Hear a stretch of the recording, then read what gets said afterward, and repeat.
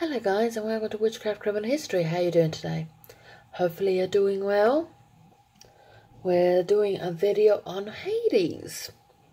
And I did promise it last week, but I've been very busy and I haven't had time to do a video on Hades. Because as I said in my Anubis video, that there are two gods which I always felt sorry for. And they were Anubis and Hades, because these two gods always seem to get the rough end of the stick, so to speak. When you guys think of Hades, you're thinking, the Lord of the Underworld, the God of the Dead, the guy with the pitchfork who takes souls, the guardian of hell. And probably from the influences of, modern media, you probably also think the equivalent of Satan, being this evil god. And in some ways, some of this was true, some of this not true. Hades, pretty much, yes, he was in charge of the underworld. However, he was not the god of death. That was another god. That was not Hades. Because there was many gods in dealing with dying. It wasn't just, Hades. Hades was just in charge of the underworld. Like it was Hermes who brought the souls down to the underworld, where they had to pay money to the boatman to get them over the river to meet Cerberus. I think the boatman's name is Charon.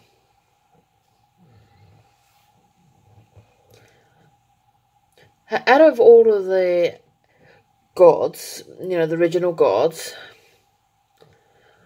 with Hades, Zeus and Poseidon, if you ask me, if I had a choice to, if I was going down a dark alleyway and I was either going to go across Zeus, Poseidon or Hades to this river, I would rather go down the aisle towards Hades than I would with Zeus and Poseidon.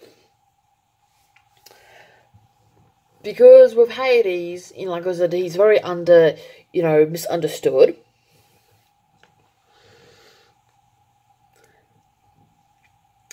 He's very misunderstood, and he, unlike his brothers,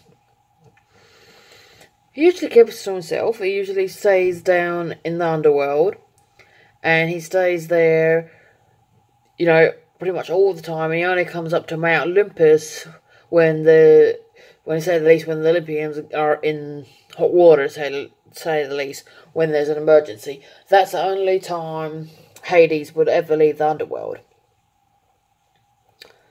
However, somewhere along the line, Hades, came out of the underworld, and he saw this most beautiful, beautiful lady, which he really took a fancy of.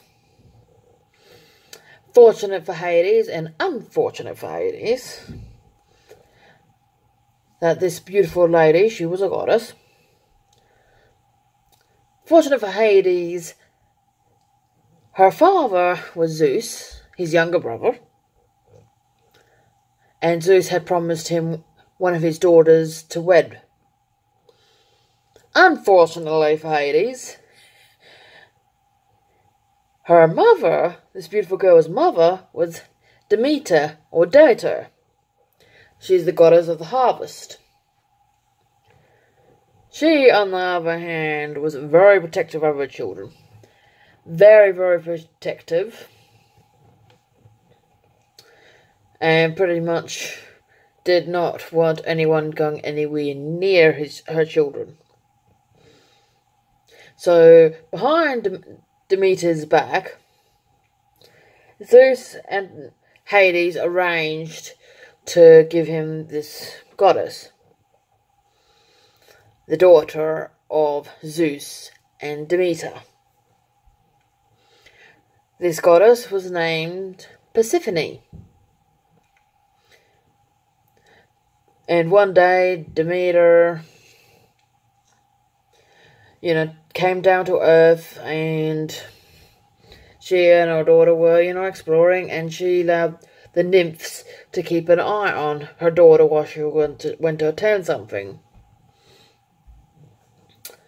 Zeus arranged for something, I think it was like a flower of some sort, and Persephone, being the goddess of she was pretty much, she is the goddess of springtime, was attracted to all this beautiful flower. Little did she know that this was a trap by her father for Hades. And while she was there, the ground shook, the ground tore open.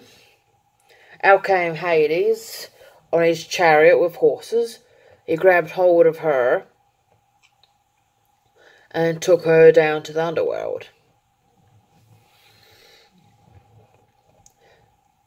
And you can say at the beginning it was a real good idea between Zeus and Hades. However, it did not really work out too well with this plan, because it kind of backfired. As I said, Demeter, she's the goddess of harvest.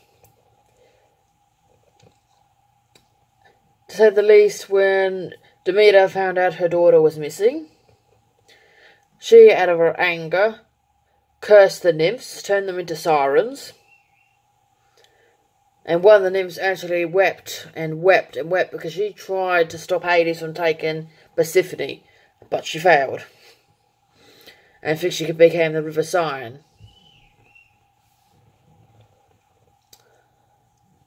And, Demeter was determined. And she searched the globe for her daughter. And she neglected her job. And people began to... And then there was a worldwide famine. People were starving. The crops were dying. Nothing was, being productive. There was no crops. Livestock were dying because there was no food. Because, there was no grass. The trees were beginning to wither and die.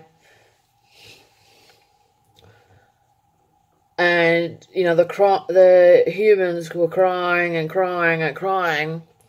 And Zeus and Hades realised pretty much, oh crap, we've really stepped into it. And Zeus had tried to convince Demeter to get back on her duties. However, this went through one ear of Demeter and out the other, and she continued to neglect her duties. As a result, Zeus had to intervene and convinced Hades to give up his wife, or give up Persephone. By this time, Persephone was Hades' wife, as I mentioned before. And Hades, agreed to let Persephone go. Even though Persephone had stated to Demeter that she wanted to stay in the underworld with Hades, with her husband, because Hades treated her very, very well. He gave her lavish gifts, and she was treated like a royal. Hades took real good care of Persephone. However, Hades had a bit of a cautious side. Hades wasn't quite sure whether Persephone was going to come back. So he decided to give her a pomegranate, as a farewell gift. Persephone ate 6 seeds from the pomegranate. According to Greek mythology, you're not supposed to eat anything from the underworld unless you're going to stay there. When Demeter heard of this, she was angry, she was furious. And as a result, Persephone was forever, bound to the underworld. she could only return to Mount Olympus with her mother for a certain amount of time. Some say it was only for maybe 2 months down the underworld, the rest of the time with Demeter, and some myths even said because it was 6 seeds, it was 6 months. That it was autumn and winter was the time Persephone spent time with her husband down in the underworld. And spring and summer when she returned to Mount Olympus. And this was the birth of the seasons. And this is how the ancient Greeks believed seasons were created. Alright, a little bit more about Hades. Hades is the eldest son of Kronos and Rhea. They were titans. He, like the rest of his siblings, with the exception of Zeus, was swallowed up and eaten by Kronos. Because Kronos believed that one of his children is going to overrule him, going to kill him. And he was petrified of his children. He was petrified. And as a result, every time Rhea gave birth, she had to give the child to Kronos, to her husband, who was also her brother, for him to eat. But because they're gods, they can't die, so they lived in his stomach. And they grew up in his stomach. Until one day, Rhea got really fed up with this, got very angry at this, and when she discovered she was pregnant again, she decided to hide the baby, which ended up being Zeus. And instead of giving baby Zeus to Kronos, she instead gave him a rock covered in cloth. And she was hoping that he wasn't going to see that it was a rock. And fortunate for her, he didn't check. And he swallowed the rock with no problems. A few years later, when Zeus grew up into a man, he actually poisoned Kronos, which caused him to vomit up all of his brothers and sisters, one of which was Hades. And the war between the Olympians and the Titans really went on the way. To say the least, the Titans lost the war, and the Olympians came to power. And now Zeus, Poseidon, and Hades had all of Kronos' abilities. So they decided to split the kingdom in 3 ways, in 3 parts. And these parts were the sky, the underworld, and the ocean. Zeus claimed the sky. Poseidon claimed the ocean, while Hades claimed the underworld.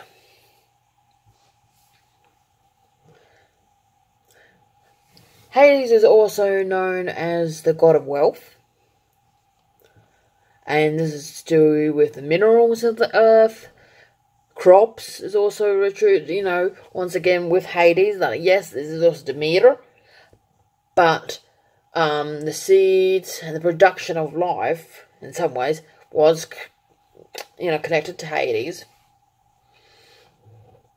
But primarily it's about, he was the god of things like gold, silver, steel, tin.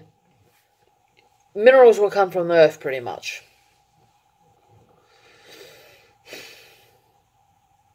He had a 3-headed dog by the name of Cerberus. So if you're ever wondering, if you watch Harry Potter and you see a 3-headed dog and you wonder who it was, I think J.K. Rowling got her inspiration from Cerberus.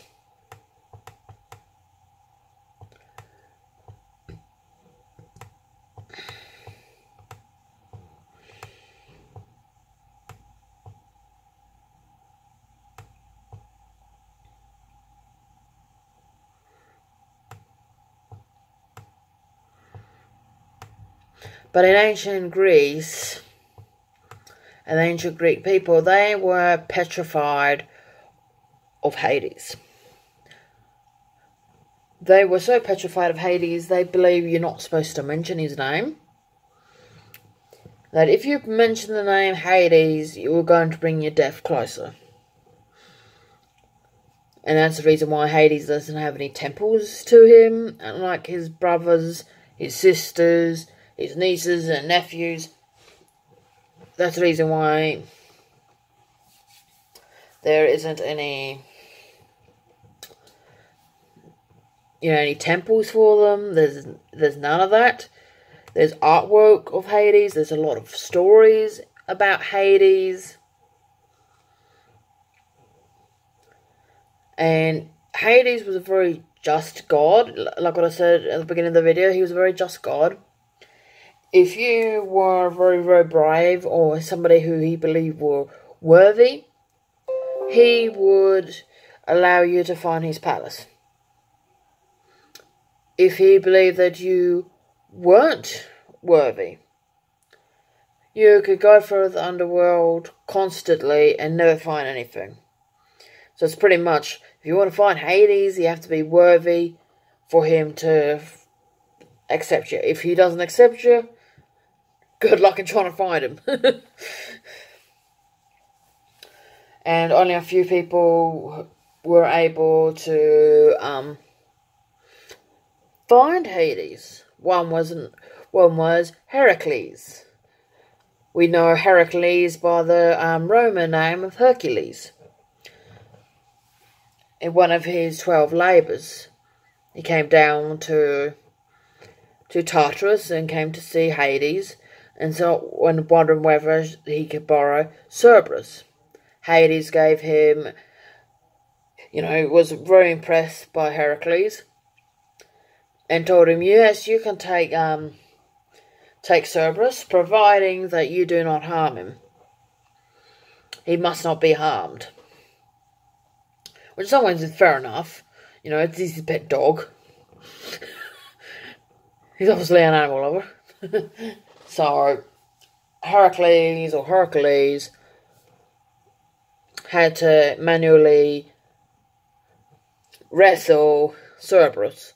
And he was able to show the people and show the king that he had Cerberus. But Heracles also came back and returned Cerberus. And if you ask me, I think Hades would be very, very happy about that. And there was a bit of a mixture, like I have heard some things that Hades did have a daughter. I'm not quite sure whether this daughter was related to Persephone. But there's not really, much details in regards to her.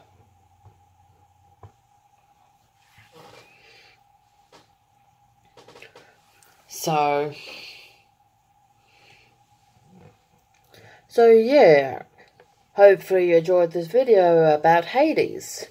Do you agree with me? Do you think that Hades is very misinterpreted? Do you, like me, kind of feel sorry about this poor god? Do you think he's got the rough end of the stick, so to speak? Like the Clash of the Titans, he's this big evil guy with a pitchfork. In the video games, he's the guy with the pitchfork. The big baddie. In Disney's Hercules, he is the big baddie. And pretty much everything that Hera did to Heracles, they pretty much gave all the attribution to Hades. Hades had nothing to do with it.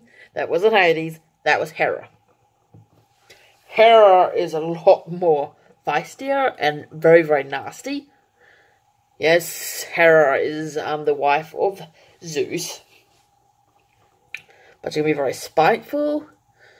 And when we got talking about Hera, one time when she gave birth to one of her sons, the son was Hephaestus. She found out when she looked at her son, discovered that he was very, very ugly, she actually threw him off of out of, from off Mount Olympus. And in the Iliad, and I've actually read the Iliad, Hephaestus actually called her mother bitch.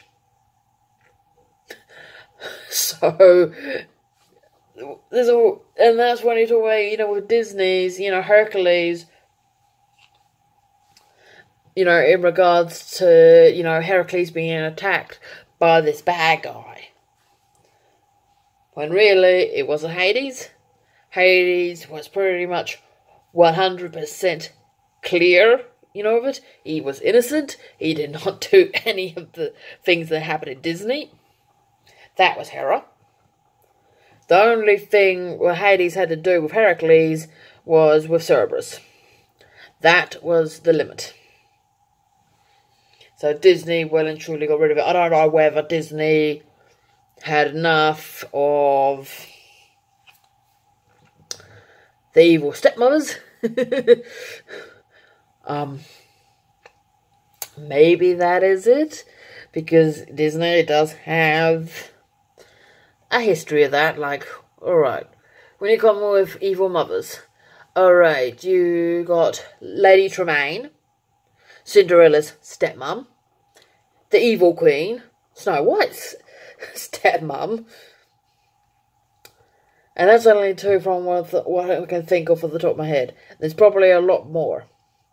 I don't know if they were thinking that Hercules was going to go the same thing and make Hercules the child of Zeus and Hera. In Greek mythology, Hercules was the son of Zeus. But the reason why Hera was so nasty towards Hercules or Heracles was because Zeus can't keep it in his toga. As I said, you remember at the beginning of the video, I said, I do not like, if I went down a bunch of hallways and one was going to lead me to Hades, one was going to lead me to Poseidon, one was going to lead me to Zeus, I'd rather head to Hades. It's because Zeus, and in some ways, Poseidon was also very, very, into it as well. Both of these gods can't keep it in the toga. The only one who can keep it in the toga is Hades. That if Zeus fancied you, prepare to be pretty much sexually assaulted by Zeus. Or Poseidon, because they never take no for an answer. And they will do anything to get laid.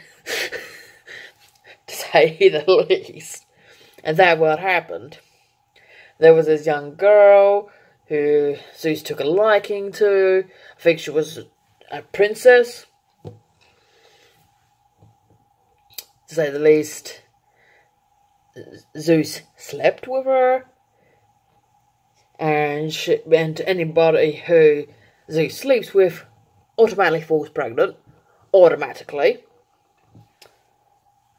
And Hera found out about this, because Hera is the goddess of marriage, and she was not exactly too pleased that he was sleeping around, and started doing all this nasty stuff towards Heracles. So everything in Disney, I said Hades did, that wasn't Hades, that was Hera. I'm forgetting of H, but it's not Hades, it's his sister-in-law. And I think it's also his sister. So, it's not Hades. Poor Hades, it's not him. And I think really, with all the gods in that film, wasn't accurate. Even Zeus wasn't really accurate. And that's just to prove the point, that it wasn't accurate, but then again, Disney's is not one for accuracy. So yeah, if you like this video, please like and subscribe, and also put it down in the comments. Do you like Hades? Do you like the interpretation of him? I like to hear it. Have a great day, and blessed be.